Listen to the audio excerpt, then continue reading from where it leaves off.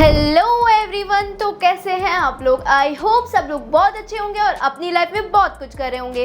तो आ गई हूँ मैं आपके सामने एक नई वीडियो के साथ, एक ऐसे कॉलेज के बारे में बताने जहाँ की मैं खुद स्टूडेंट हूँ, जहाँ पर मैं खुद पढ़ रही हूँ। ऑलरेडी मैंने इतनी सारी वीडियोज़ इसके बारे में डाल रखे, इतने सारे व्लॉग्स डाल रखे हैं, इतने सारे रिव्यूज़ डाल रखे हैं, जाके देख लो। बाकी इस वीडियो में भी आपको मैं दोबारा से बीटेक के बारे में बताऊँगी, ILM यूनिवर्सिटी के बीटेक के कोर्स के बारे में बताऊँगी।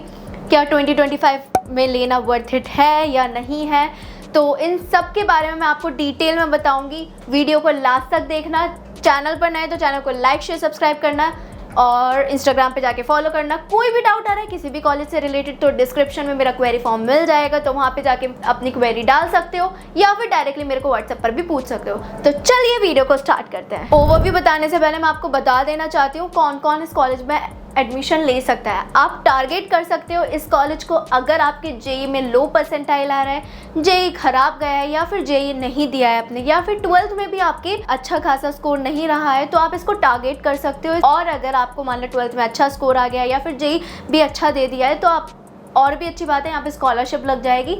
तो ये सारे बच्चे इस कॉलेज को टारगेट कर सकते हैं। अगर मैं इसके ओवरव्यू की बात करूँ तो ये 1993 में इस्टेब्लिश हुआ था। ये एक प्राइवेट कॉलेज है, 24 एकड़ का ये कैंपस है।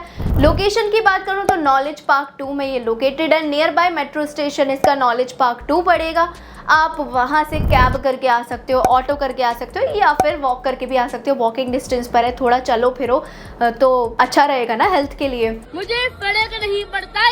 रैंकिंग एंड एफिलिएशन की बात करें तो ये UGC अप्रूव्ड है, AICTE भी अप्रूव्ड है। कोर्सेज की बात करो तो यहाँ से आप ढेर सारे कोर्सेज कर सकते हो। बीटेक कर सकते हो, BCA कर सकते हो, MBA कर सकते हो, BBA कर सकते हो। ऐसे बहुत सारे कोर्सेज यहाँ पर कर सकते हो। बट हम इस वीडियो में बात करेंगे बीटेक के बारे में, क्योंकि जेई का रिजल्ट आ गया और बच्चों को डाउट हो रहा है। ILM के बारे में बहुत सारी क्वेरीज आ रही थी कि दीदी हम इसमें लें या नहीं लें, क्या इसमें के प्रोज एंड कॉन्स हैं। तो इस वीडियो में हम बीटेक के बारे में कवर करेंगे। बाकी अगर आपको और किसी कोर्स के बारे में जानना है तो डिस्क्रिप्शन में मेरा व्हाट्सएप नंबर गिवन है, वहाँ पर मैसेज कर दो, मेरी टीम आपको कांटेक्ट कर लेगी। अगर आपको मेरे से ही पूछना होगा तो उनको बोल देना, वो मेरे से बात करा देंगे। तो हम बात करेंगे बीटेक के बारे में। अगर मैं बीटेक के बारे में बात करूँ तो यहाँ से specialisation CS normal computer science भी कर सकते हो, AI में आप स्पेशलाइजेशन कर सकते हो, IBM के कोर्सेज यहाँ होते हैं, एप्पल में आप स्पेशलाइजेशन कर सकते हो और डेटा साइंस में आप स्पेशलाइजेशन कर सकते हो। ऐसे बहुत सारे स्पेशलाइजेशन यहाँ पर कर सकते हो। अब बात करती हूँ इसके एलिजिबिलिटी क्राइटेरिया की कि भाई आपको बीटेक करनी है, स्पेशलाइजेशन भी बता दी।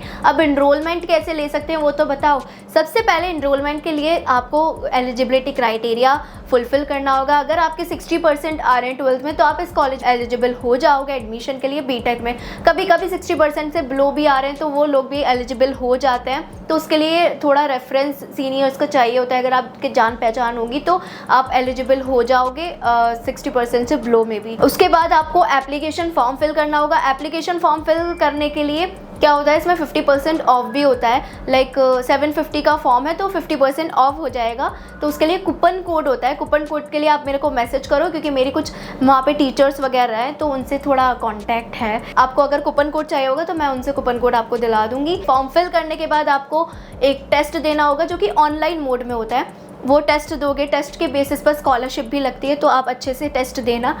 तो टेस्ट देने के बाद अगर आपने टेस्ट क्वालिफाई कर लिया, उसके बाद ऑफर लेटर आएगा। ऑफर लेटर आने के बाद आपको पेमेंट करनी पड़ेगी सीट बुक करने के लिए। तो ये छोटा सा प्रोसेस होता है एनरोलमेंट का। तो एनरोलमेंट के बाद आगे क्या करना होगा कि आगे आपको क्लास करनी होगी जो कि अगस्त से स्टार्ट होगी। तो जल्दी से जाइए, एनरोल करिए। और कोई भी डाउट आ रहा है तो डिस्क्रिप्शन में मेरा व्हाट्सअप नंबर है, तो पूछिए ना वहाँ पे। एडमिशन प्रोसेस हो गया खत्म, आपने ले लिया एडमिशन। अब क्या 1 अगस्त से क्लासेस भी स्टार्ट हो गई हैं। आपको तो कुछ आता ही नहीं है, बट अगर मेरी वीडियो देख के जा रहे हो तो कुछ तो पता होगा। आप जाकर बोल सकते हो कि मैं तो अक्सर दीदी की वीडियो देख के आया था तो मुझे पता है कि फर्स्ट ईयर में क्या करना होगा। तो खुद देखो 1 अगस्त से क्लासेस स्टार्ट होती हैं। फर्स्ट ईयर में 2 सेमेस्टर होते हैं। सेमेस्टर 1 अगेन फर्स्ट ईयर से ही स्टार्ट होता है। उसमें कुछ 5 सब्जेक्ट आपको पढ़ने पड़ते हैं। डिजिटल होती है, C होती है, C प्रोग्रामिंग आपको पढ़नी पड़ेगी, मैथ्स पढ़नी पड़ेगी, एनवायरनमेंट पढ़नी पड़ेगी and 1 more subject communication skills के एक सब्जेक्ट होता है। ये 5 सब्जेक्ट आपको फर्स्ट सेमेस्टर में पढ़ने पड़ेंगे। फर्स्ट सेमेस्टर में नॉर्मल C की कोडिंग आपको पढ़ाते हैं। C में बहुत ज़्यादा कोड्स नहीं होते हैं, लाइक छोटे छोटे कोड्स होते हैं, बहुत टफ नहीं होती है C, इसलिए बेसिक लेवल पर आपको C पढ़नी पड़ेगी। उसके बाद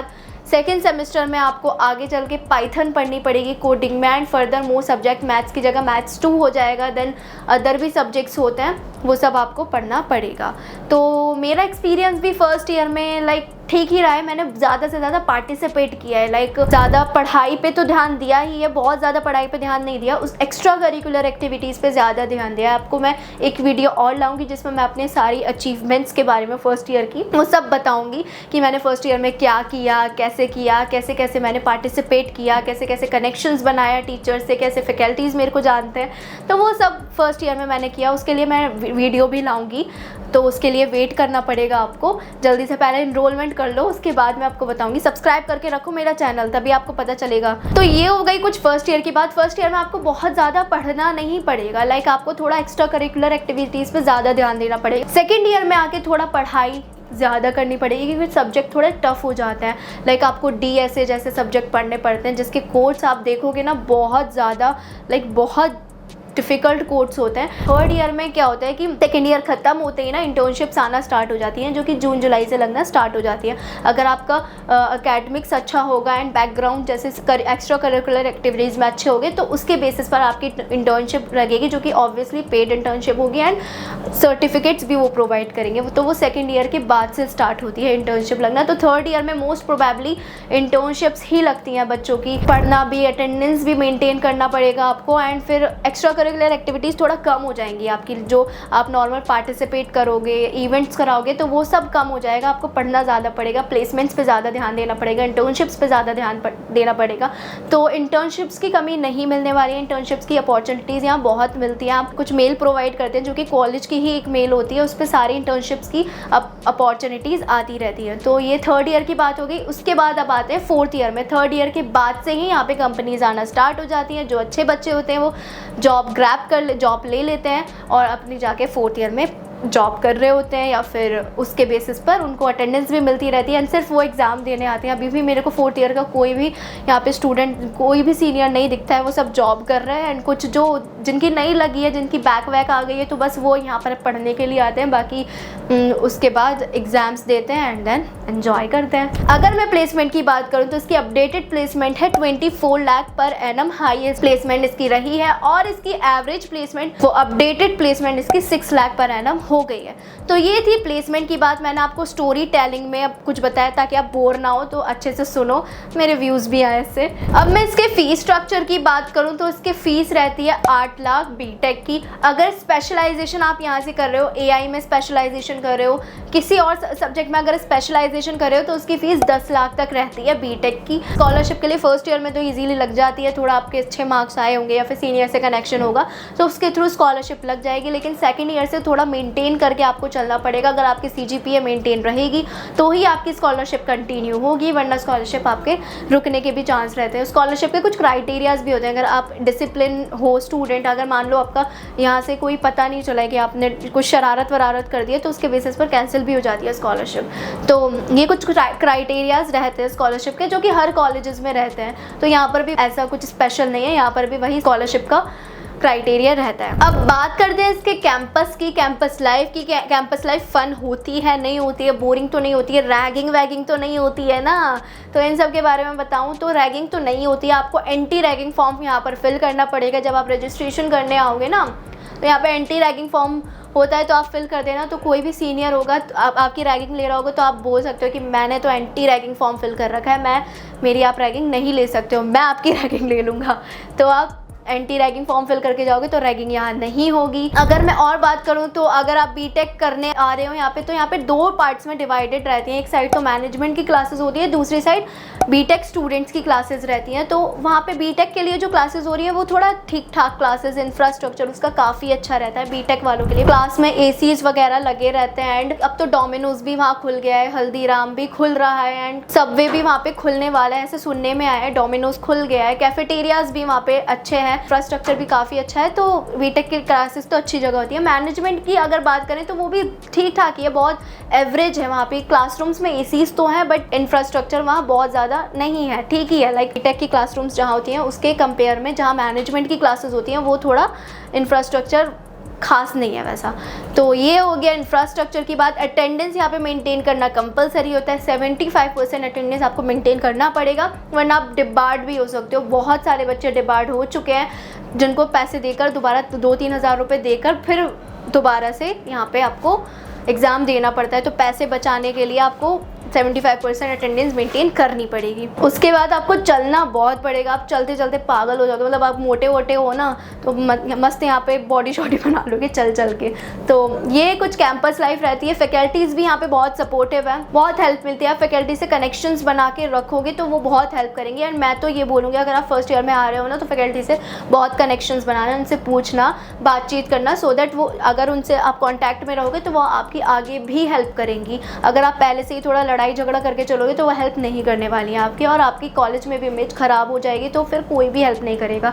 तो अकॉर्डिंग टू मी आपको फर्स्ट ईयर से ही फैकल्टी से कनेक्शंस अच्छे से बना लेने चाहिए। अब बात करते हैं यहाँ के एग्ज़ाम्स की कि भाई यहाँ पर एग्ज़ाम्स बहुत ज़्यादा टफ तो नहीं होते। CGPA मेंटेन करना बहुत ज़्यादा टफ है क्या? हम यहाँ पर स्कॉलरशिप कंटिन्यू नहीं कर सकते क्या? तो इन सब के बारे में बात करूँ तो एग्ज़ाम्स यहाँ पर लाइक टफ़ तो नहीं होते। जो क्लासेस में आपको पढ़ाया जा रहा है तो वही सब आपको एग्ज़ाम्स में पूछा जाता है। अगर आप जो क्लासेस को बहुत अच्छे से सुन रहे हो, बहुत अच्छे से अटेंटिव होकर सुन रहे हो, तो आपके 10/10 CGPA भी आ सकती है। मेरे बहुत सारे फ्रेंड्स हैं जिनके 10/10 CGPA आई है। तो आप लोगों के लिए न्यू चैनल भी बनाऊंगी जहाँ पर मैं आप लोगों को बताऊंगी कि क्या क्या फर्स्ट ईयर में सिलेबस रहता है। सारा सिलेबस वहाँ प्रोवाइड करूँगी, सारा कुछ लाइक डेटा जो फर्स्ट सेमेस्टर में फर्स्ट ईयर में रहता है वो सब कुछ आप लोगों के लिए प्रोवाइड करूँगी, ताकि जो हम लोगों को प्रॉब्लम हुई है वो आप लोगों को फेस ना करनी पड़े, थोड़ा सिलेबस इजीली मिल जाए। और एंड जो क्लासेस में पढ़ाया जा रहा है तो वो अगर बाद में भी आप पढ़ो तो ठीक रहे। तो उसके लिए सबसे पहले मेरे चैनल को सब्सक्राइब करके रखो। मैंने अपने चैनल का दूसरे चैनल का भी प्रमोशन कर दिया है। अब ये हो गए सारे एकेडमिक्स की बात, एग्ज़ाम्स की बात। अब आते हैं मेन मुद्दे पे, फेस्ट। कि भाई इतना सब कुछ बता दिया, फेस्ट के बारे में बता दो, होता है कि नहीं होता। देखो फेस्ट होता है, बहुत ज़्यादा फेस्ट नहीं होता। हर साल में एक मोज़ैक नाम से फेस्ट होता है जो कि कल्चरल फेस्ट होता है, जिसमें आप मस्ती कर सकते हो। बाहर से बहुत सारे अच्छे सेलिब्रिटीज़ भी आते हैं। अभी रिसेंटली मोज़ैक में निक आया था जिसका यहाँ पर इवेंट हुआ था, एंड थोड़ा गाना शाना उन्होंने गाया था। एंड तो हर साल में एक मोज़ैक नाम से फेस्ट होता है। एंड टेक्निकल फेस्ट की बात करें जो कि होता है इग्नाइट के नाम से, वो भी रिसेंटली अभी हुआ है। तो हर साल में 2 फेस्ट ऐसे होते हैं जो कि टेक्निकल फेस्ट होता है, एक मोज़ैक नाम से कल्चरल फेस्ट होता है जहाँ पे आप मस्ती वस्ती कर सकते हो। तो ये हो गई फेस्ट की बात। स्पोर्ट्स की बात करूँ तो स्पोर्ट्स में भी यहाँ पर क्रिकेट होता है, वॉलीबॉल होता है, सबके लिए अलग अलग ग्राउंड है। क्रिकेट भी यहाँ खेल सकते हो, वॉलीबॉल भी खेल सकते हो। क्रिकेट के लिए बहुत सारे कॉम्पिटिशन्स होते रहते हैं, अदर कॉलेजेस में जाके कॉम्पिटिशन्स होते हैं। तो ये सब स्पोर्ट्स फैसिलिटीज़ आपको बहुत मिलेंगी। स्पोर्ट्स के कोच भी प्रोवाइड करते हैं जो ये स्पोर्ट्स वगैरह उनको सिखाते हैं। वॉलीबॉल भी होता है, इन सब के कॉम्पिटिशन्स भी होते रहते हैं टाइम टू टाइम। तो ये हो गई स्पोर्ट्स की बात। तो सारी चीज़ें मैंने कवर कर ही दी है ऑलमोस्ट। अगर आपको और भी डिटेल में जानना है ILM के बारे में तो मैं तो हूँ ही वहाँ पे। आप मेरे से पर्सनली आके मिल भी सकते हो ILM में अगर आप अभी कभी विजिट कर रहे हो, या फिर व्हाट्सएप पे मेरा नंबर गिवन है, वहाँ पे आप मेरे से कांटेक्ट कर सकते हो कि दीदी ये मेरे को बता दो, मेरे को इस चीज़ में डाउट आ रहा है, ये वो मैं आपका सारा डाउट क्लियर कर दूँगी। सिलेबस आपको जानना है तो उसके लिए भी मेरे को मैसेज कर सकते हो, सिलेबस मैं आपको प्रोवाइड कर दूँगी। तो हम करते हैं यहाँ पे वीडियो को ख़त्म। वीडियो में सब कुछ मैंने एक्सप्लेन कर दिया है। बाकी अगर आपको और कोई डाउट आ रहा है किसी भी कॉलेज से रिलेटेड या ILM से रिलेटेड तो मेरे को व्हाट्सएप पे पूछ सकते हो, क्वेरी फॉर्म फिल कर सकते हो। तो चैनल पर नए हो तो चैनल को लाइक शेयर सब्सक्राइब करो, इंस्टाग्राम पे जाके फॉलो करो, और बाय बाय।